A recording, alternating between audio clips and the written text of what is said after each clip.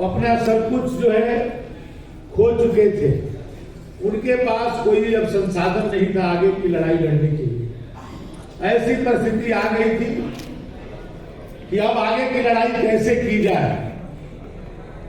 जो देश के मान सम्मान और स्वाभिमान की लड़ाई महाराणा प्रताप लड़ रहे थे, उस समय भामा साहब आकर के महाराणा प्रताप के सामने उन्होंने कहा कि जो मेरी ये संपत्ति है, ये सभी संपत्ति को मैं आपको दान करता हूं, आप आगे की लड़ाई जारी रखें। महाराणा प्रताप ने कहा कि मैं कैसे आपका धन को ले सकता हूं, क्योंकि मैं वहां के राजा रहा हूं और अपने सेनापति, शासक, मंत्री सब कुछ थे भामा साहब, और वो आपने ईमानदारी से जो आपने अर्जित किया है धन, उसको मैं कैसे दे सकता। तो उस समय भामा साहब ने कहा ये संपत्ति तो दोबारा कमाई जा सकती है, लेकिन यदि मुगलों का शासन हो गया तो इस संपत्ति का कोई अर्थ नहीं रह जाएगा। इसलिए देश के मान सम्मान और स्वाभिमान के लिए ये संपत्ति को मैं देश के लिए समर्पित करता हूं, आपके लिए नहीं समर्पित कर रहा हूं। देश यदि रहेगा तो इस संपत्ति का भी मूल्य रहेगा, नहीं तो इसका मूल्य नहीं। और आप जानते हैं क्यों इतनी संपत्ति थी कि 25,000 सैनिकों को वर्षों तक उनके अन्न और उनके शस्त्र खरीदा जा सकता था, और उससे महाराणा प्रताप ने लड़ाई को आगे जारी रखी।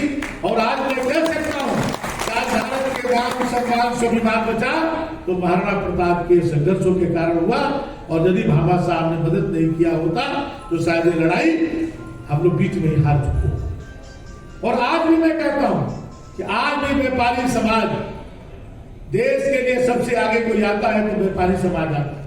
भारतीय जनता पार्टी के बारे में तो कहा जाता है ये व्यापारियों की पार्टी है। जब कोई भाजपा को समर्थन नहीं करता था, उस समय अपने पैसे से सींचने का काम कोई किया तो भारत के व्यापारियों ने किया।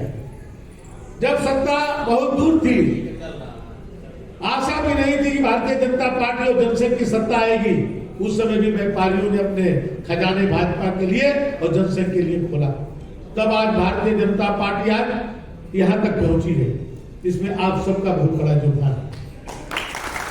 जब इस देश के सामने संकट आया है, हमारे देश के व्यापारियों ने अपने खजाना को देश के लिए खोल दिया।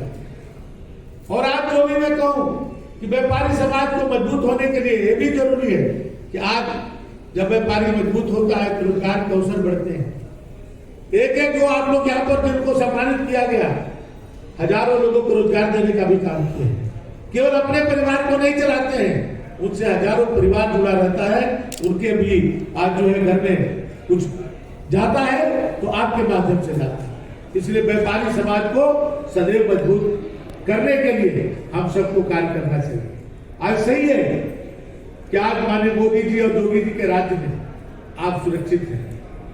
उत्तर प्रदेश में 2017 के पहले क्या स्थिति थी? लोग यहाँ से पलायन कर रहे थे। यहाँ तक आज चाइना से उत्पादन बंद करके आज नोएडा में उत्पादन कर रहा है। 1.5 लाख मोबाइल प्रतिदिन जो है आज सैमसंग कंपनी का। आज 40 लाख करोड़ से ज्यादा का इन्वेस्टमेंट आज उत्तर प्रदेश में हो रहा है, जिसमें पिछले दिन माननीय मोदी जी आए थे। हमने तो छोटा कर रहे हैं, आपका प्रतिनिधि तो बहुत ज्यादा है। हर जगह है। आपको एक पेज मिल जाएगा तो आप लगेगा कि आप उसमें बंद जाएंगे। आज आपके लिए पूरा का पूरा खुला हुआ है। आप यदि गिनती करेंगे, हमारे आज पूरा राष्ट्रीय नेतृत्व ही आपका है। आज मोदी जी आपके नहीं है।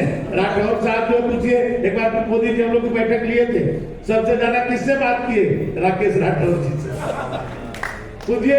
इनके पूरे एक बारे में पूछे, जब इन्होंने कैसे शुरू किया अपने बिजनेस को, अपने मैकेनिक उसका पूरा एक करके मैंने 15 मिनट तक इनका सुने। हमारे जो सुधीर अरवसिया जी हैं, दूसरे नंबर के कौन? हमारे अमित शाह जी। आज लखनऊ में 2014 में 13 में आए तो किसके घर में रहे? इनके घर में रहे। इन्हीं के घर में रह करके पूरा रणनीति बनी। और उत्तर प्रदेश में हम लोग जो 73 सीटें जीते भारतीय जनता पार्टी, और उसके बाद 2017 में सरकार में, उसके बाद भी आते रहे तो गेस्ट हाउस के बाद नहीं रुकते, इन्हीं के घर में रुकते। तो आज भी आपके सहयोग हम सबको सदैव मिलता रहता है। इसलिए देखिए, व्यापारी समाज, भारतीय जनता पार्टी और व्यापारी समाज एक दूसरे के पूरक है। यदि भाजपा मजबूत होगी तो व्यापारी समाज मजबूत होगी, यदि व्यापारी समाज मजबूत होगा तो भारतीय जनता पार्टी मजबूत होगी। हम लोग को एक दूसरे की चिंता करनी है।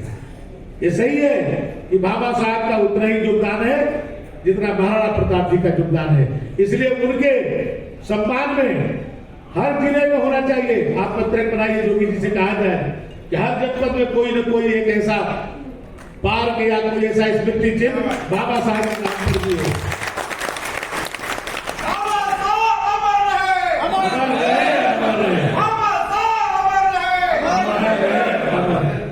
तो बाबा साहब आज भी कहीं न कहीं आप लोग के रूप में आज भारतीय जनता पार्टी और देश को सींचने का काम आज कर रहे हैं।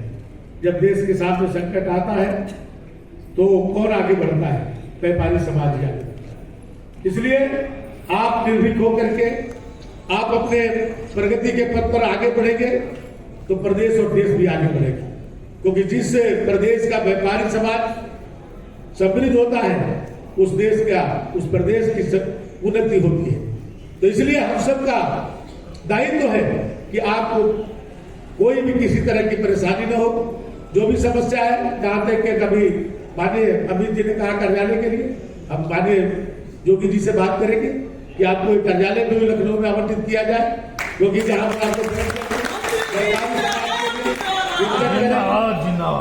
कोई भी चीज असंभव नहीं है। मैं तो देखा आप लोगों के अयोध्या के भी अधिवेशन में मुझे जाने का अवसर मिला। बहुत शानदार आपने अयोध्या में भी कार्यक्रम किया था। ये कार्यक्रम को भी सबसे पहले माननीय योगी जी को आप सबने बुलाने के लिए आमंत्रित किया था, और लेकिन योगी जी ने आज व्यापारी